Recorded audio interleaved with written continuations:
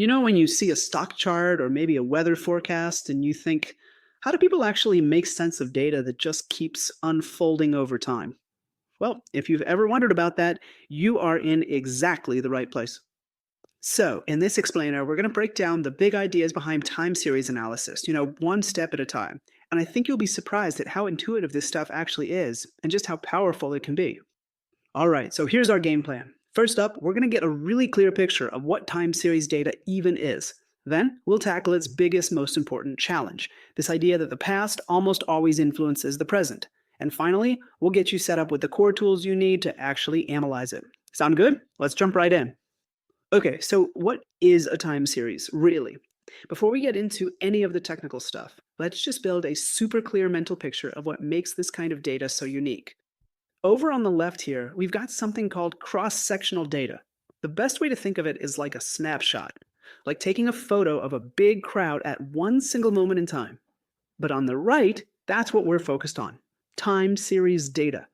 And this isn't a snapshot. It's much more like a movie. We're following one single thing, maybe it's a stock price, as its story unfolds frame by frame, day after day. And this whole movie idea, it's absolutely crucial, because in a movie, one frame is almost always connected to the one that came right before it, right? This brings up a special challenge that we call dependence. And let me tell you, understanding this one concept is the key to everything that's going to follow. So that's the big idea right there, dependence. To put it simply, it just means that the past matters. I mean, today's temperature is probably related to yesterday's, right? It's not a totally random event. Now, to really get a feel for this, let's switch over to the whiteboard for just a second. Okay, imagine we're flipping a totally normal coin. Every single flip is independent. So if you get heads, that tells you absolutely nothing, zero, about whether the next flip is going to be heads or tails. The sequence might look something like this: heads, tails, heads, tails. Pretty random. But now, let's imagine a different kind of game, one where the outcome is a little sticky. So if you get heads, you're just a little bit more likely to get heads again. Now, that sequence might look more like this: heads, heads, heads, and then maybe it'll switch over to tails, tails. See that? That stickiness is a fantastic way to think about dependence in our data. You know that stickiness we just saw with the coin flips? That is exactly why time series data is different. Unlike those random events, our data points have a memory. This year's economic performance is tied to last year's, and that changes everything about how we analyze it. And because of this memory, this dependence, the standard statistical tools you might already know, they don't quite work here. See, they're all built on an assumption of independence, the very thing our data lacks. So what do? We need a whole new toolkit, one designed specifically for data with memory. So if our data has a memory, how do we actually work with it? Well, we need a tool that lets us systematically look back at what happened before, and that tool is called a lag. It's our official formal way of looking back in time. Just think of a lag as a way to create a past version of our data. It lets us place today's value right next to yesterday's, all in the same row. Let's see exactly how that works. Let's visualize this. Imagine you've got a column of data we'll call X. To create its first leg, you literally just shift the entire column down by one row.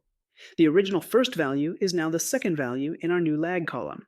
Now this does leave the first spot in the lag column empty, right?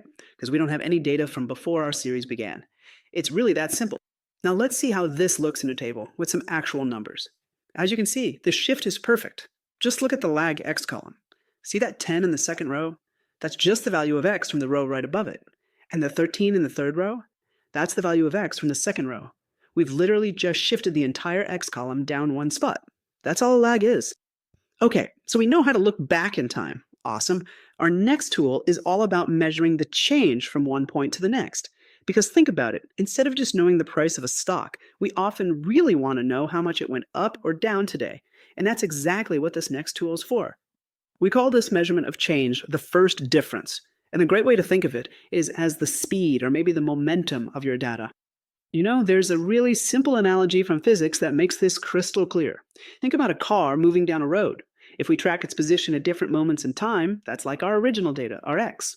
Now, the change in its position from one moment to the next, well, that's its speed or its velocity.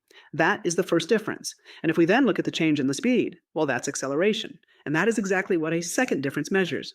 So position is our data, speed is the first difference, and acceleration is the second difference. Let's apply this idea back to our table. Okay, let's apply that physics analogy right here. In column Y, our speed, or first difference, that value 3 in the second row is simply the current x value, 13, minus the previous one, 10. Simple enough. Now look at column Z, our acceleration. The value in the third row is the change in speed. So the new speed, -3, minus the old speed, 3, which gives us -6. Okay, so now we have our two main tools, lags and differences. With these, we can actually start to measure the properties of our time series.